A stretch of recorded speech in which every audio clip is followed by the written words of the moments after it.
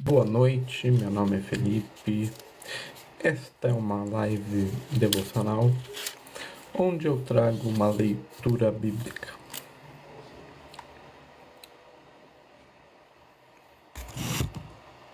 Deixa eu só.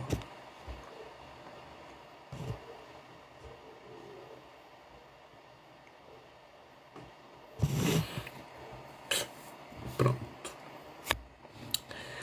Porque é uma live devocional onde eu trago uma leitura bíblica. Mas antes, eu gosto de começar com uma oração. Então você que está assistindo, me acompanhe nesta oração.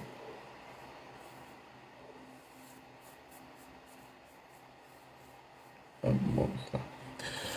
Senhor Jesus, que o Senhor esteja presente do começo ao fim desta live. Que o Senhor traga para falar de todas as pessoas que precisam ouvir a sua palavra em João 8. Que o Senhor esteja presente do começo ao fim e coloque em minha boca todas as palavras necessárias para a explicação dessa passagem. Amém. Então vamos lá. A leitura de hoje será João 8, da Bíblia de Jerusalém. E como ela é uma Bíblia de estudo, além do texto, eu lerei os seus comentários. Mas antes, dando o contexto da leitura, João foi um dos 12 apóstolos de Jesus, o mais novo entre os 12, escolhidos por ele.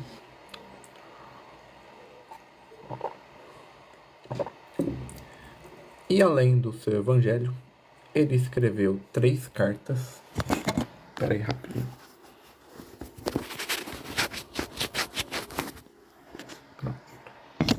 Mas estava meio embaçado. Ele escreveu 3 cartas e o livro do Apocalipse. E uma curiosidade de João, ele foi o único apóstolo de Jesus que morreu por causas naturais. Então, abra sua Bíblia em João 8. A mulher adúltera. Este pericope, omitida nos mais antigos documentos, colocada por outros, deixa transparecer o estilo sinótico. Não pode ser de São João. Poderia ser atribuído a São Lucas. Sua canonicidade, seu caráter inspirado e seu valor histórico, no entanto, não sofreram contestação. Então esse é um capítulo da mulher adúltera que foi adicionado posteriormente nos manuscritos mais antigos. Não tem essa parte, porque ela difere um pouco da escrita, como acaba falando aqui,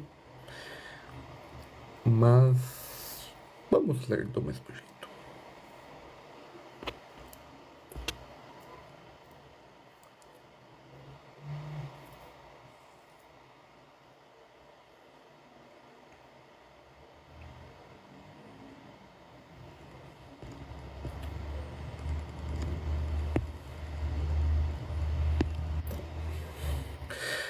Vamos lá. E cada um voltou para sua casa. Jesus foi para o Monte da Oliveira. Antes do nascer do sol, já estava outra vez no templo. Todo o povo vinha a ele e, sentando-os, ensinava. Os escribas e os fariseus trazeram então uma mulher surpreendida em adultério e, colocando no meio, diziam-lhe: Mestre, essa mulher foi surpreendida em flagrante delito de adultério. Na lei de Moisés, nos ordena apedrejar tais mulheres. Tu que dizes? Ele assim disse para pô-lo à prova, a fim de terem matéria para acusá-lo. Mas Jesus inclinou-se e escrevia no chão com o dedo. E tem esse comentário que o significado desse gesto permanece obscuro. Nós não sabemos o que Jesus escreveu.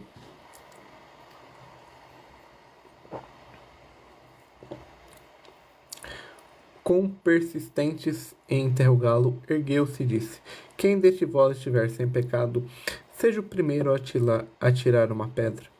Inclinou-se de novo, escreveu no chão.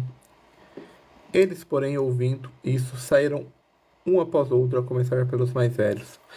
Ele ficou sozinho e a mulher permanecia lá no meio. Então, erguendo-se, Jesus disse: Mulher, onde estão eles? Ninguém te condenou? Disse ela: Ninguém, Senhor. Disse então Jesus: Nem eu te condeno. Vá em agora em diante e não peques mais. Então aqui a gente tem um ensinamento muito bonito de Jesus, que é o perdão, mas com uma condição de não ir pecar mais. Muita gente esquece dessa parte. Jesus, luz do mundo. No Novo Testamento, o tema da luz desenvolve-se através de três linhas principais, mais ou menos distintas.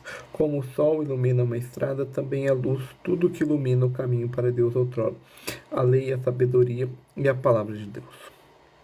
Comparável à nuvem luminosa do Êxodo, finalmente, todo cristão que manifesta Deus aos olhos do mundo. A luz é símbolo de vida, felicidade e alegria. As trevas, símbolos da morte, desgraça e lágrimas. As trevas do cativeiro se opõem, portanto, à luz da liberação e da salvação messiânica, até as nações pagãs, através do Cristo luz, para consumir no reino dos céus. O dualismo luz e trevas vem caracterizado por isso. Os dois mundos opostos do bem e o mal. No Novo Testamento aparecem os dois reinos sobre respectivos domínios de Cristo e de Satanás, um pelejando para vencer o outro. Os homens se dividem em filhos da luz e filhos das trevas, conforme vivem sob a influência da luz ou das trevas, e se fazem reconhecer por suas obras. Essa divisão entre homens tornou-se da luz, obrigando cada um a se definir a favor contra ela. A perspectiva é otimista. As trevas um dia terão de ceder lugar à luz. Então vamos continuar. De novo Jesus lhe falava: Eu sou a luz do mundo. Quem me segue não andará nas trevas, mas terá a luz da vida. Esse é um dos eu sou de Jesus. João traz mais 7, além mais 6, contando com esses 7. Discussão sobre o testemunho que Jesus dá a si mesmo. Disseram-lhe os fariseus: Tu dás testemunho de ti mesmo, teu testemunho não é válido. Jesus respondeu: Embora eu te dê testemunho de mim mesmo, meu testemunho é válido, porque sei de onde venho e para onde vou. Vós, porém, não sabeis de onde venho nem para onde vou. Fórmula bíblica, Gênesis 16:8, Juízes, com o qual se perguntava a um estrangeiro a sua identidade, isto é, qual tribo pertencia. Os fariseus enganaram a verdadeira identidade de Jesus, mas ele a conhece, sabe que ele é o ungido do Pai. Vós julgueis conforme a carne. Os fariseus julgam Jesus pela aparência, que é de um homem comum. Na carne não vem o resplendor da glória do Filho de Deus. A sequência do discurso de Jesus introduz um tema diferente, no qual o verbo julgar toma sentido jurídico, que ele não tem no verso 15. Mas eu também ninguém julga, isto é, condena de acordo com o uso semântico da palavra. Eu se julgo, porém o meu julgamento é verdadeiro, porque eu não estou só, mas comigo está o Pai que me enviou. E está escrito na vossa lei que o testemunho de duas pessoas é válido. E eu te dou testemunho de mim mesmo. E também o Pai que me enviou dá testemunho de mim. Diz-me então, onde está o teu Pai? Jesus respondeu: Não conheceis nem a mim, nem o meu Pai. Se me conhecessem, conhecerei também meu Pai. Essas palavras ele proferiu no tesouro, ensinando no templo, e ninguém o prendeu, porque a sua hora ainda não havia chegado. Jesus disse-lhes ainda: Eu vou e vós me procurai, e morrereis em vosso pecado. Rejeitando Jesus, os judeus se perderam sem esperança. Pecaram contra a verdade, é o pecado contra o Espírito Santo. Para onde eu vou, vós não podem vir. Dizem então os judeus: Por acaso ele irá matar-se? Para onde eu vou, não podes ir? Ele, porém, lhes dizia: Vós sois daqui de baixo, eu sou do alto. Vós sois deste mundo, eu não sou deste mundo. Disse que morrerei em vossos pecados, porque se não credes que eu sou, fórmula que voltará no versículo 28 e em João 13:19. Ele se inspira em Isaías 43:10, texto que faz alusão ao novo divino revelado a Moisés, segundo o Êxodo 3:14. É a elevação do Filho do Homem sobre a cruz, depois na glória do Pai, revelar a sua origem divina. O fato de não reconhecer faz com que os judeus que recusarão crer em seus o fato de não reconhecerem fez com que os judeus que recusaram crer morreram em seus pecados, como outrora os hebreus no deserto. Disseram-lhe: Quem és tu? Jesus disse: Eu vos digo que desde o começo. Texto muito traduzido de diversos modos. Primeiramente, porque eu vos falo, porque vos de início eu vos digo, absolutamente o que vos digo. Nossa tradução conserva uma matriz temporal que prepara o segundo então do versículo 28. Os judeus agora têm a oportunidade de conhecer Jesus por sua palavra. Quando o conhecesse elevado, será tarde demais. O princípio. A tradução da Vulgata, eu sou. O princípio que vos falo é grátis, insustentável.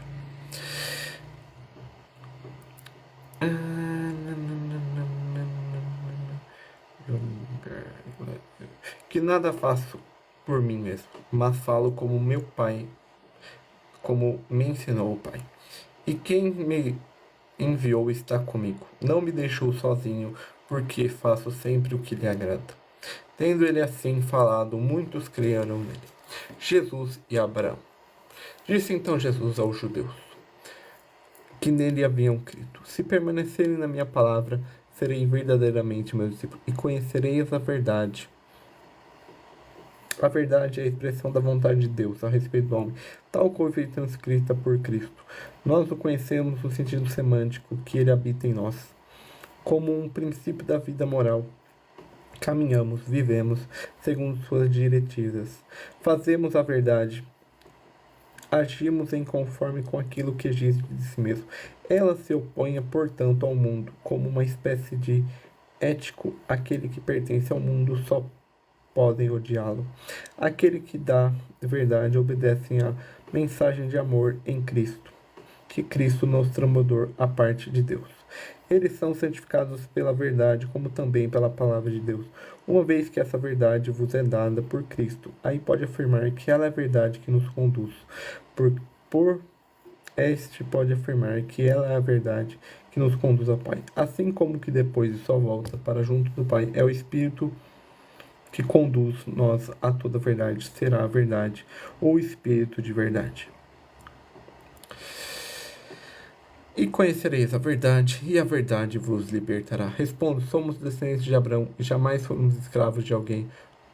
Como pode tornar-se livre? Jesus lhe respondeu: em verdade vos digo, quem comete pecado é escravo, porque sendo do mundo, que está a serviço do príncipe deste mundo, que o domina, este obedece à vontade do diabo, o que vive por não ser verdade, mas na mentira.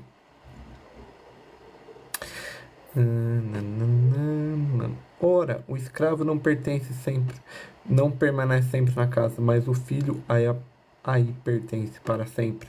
Alusão ao relato de Gênesis 21:10. Até os filhos de Abraão poderiam ser escravos por isso, privados da herança promovida por Deus. Se, pois, o Filho vos libertar, sereis realmente livre. O violento requisitório segue até o fim do capítulo, dirigindo-se à autoridade judaica hostis a Jesus, e não aos judeus que haviam crido em Jesus. Como supõe o texto atual do Evangelho, o laço artificial entre as duas sequências é constituído pelo tema dos judeus que saíram de Abraão.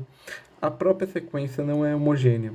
Os versículos 37 e 39 formulam duplicata os versículos 40 a 42. Comparar o versículo 37 e 40, 38 e 40, 41 e 40, 41, 39 e 41, mesmo tema se desenvolve nas traduções joaninas em duas direções diferentes, uma vez que os judeus querem matar Jesus e eles não são descendentes de Abraão. não são da descendência de Deus. Vamos continuar. Sei que sois descendentes de Abraão, mas procurai matar-me, porque a minha palavra não penetra em vós. Eu falo o que vi junto ao do meu pai, e vós fazei o que me ouviste de vosso pai. Respondeu, nosso pai Abraão, disse-lhes Jesus. Se fosse filho de Abraão, praticaríeis as obras de Abraão. Vós, porém, procurei matar-me, a mim de que falei a verdade que ouvi de Deus. Isso Abraão não fez. Vós fazeis a obra de vosso pai. Disseram então, não nascemos de prostituição. Na linguagem dos profetas, prostituição designa a infidelidade religiosa. Os judeus, portanto, protestaram sua fidelidade ao Deus da aliança. E temos um só Pai, Deus. Disse-lhe Jesus, se Deus fosse vosso Pai, vos me amarias, porque saí de Deus e dele venho. Não venho por mim mesmo, mas foi ele quem me enviou.